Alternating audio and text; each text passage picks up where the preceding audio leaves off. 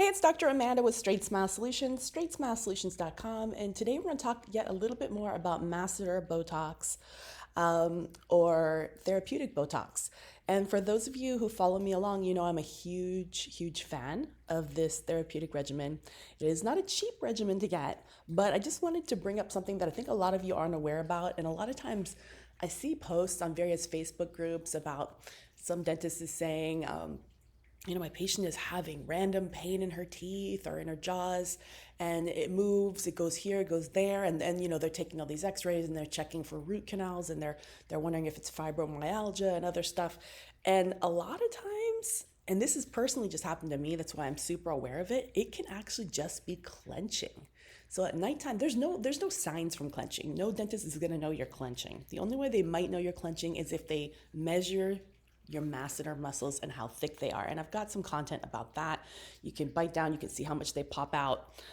It tends to go with a certain type of facial type, a different, usually more low angle faces, not high angle faces, but it's all over the place. So if a patient is clenching, not grinding, so there's not going to be any wear on the teeth at night, you're going to wake up with sensitivity to cold, sensitivity to hot, sensitivity to sweet sometimes, and it can move left side, right side.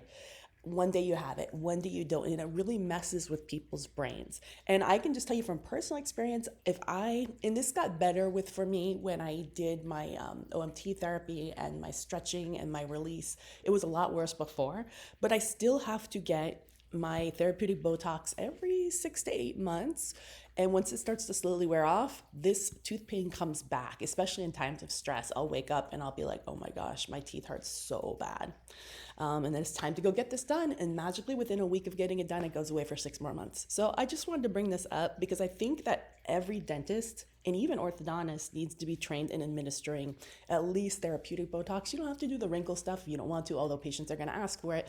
Not all states allow you to give the aesthetic Botox, but many allow you to give the therapeutic Botox. However, I had a great session.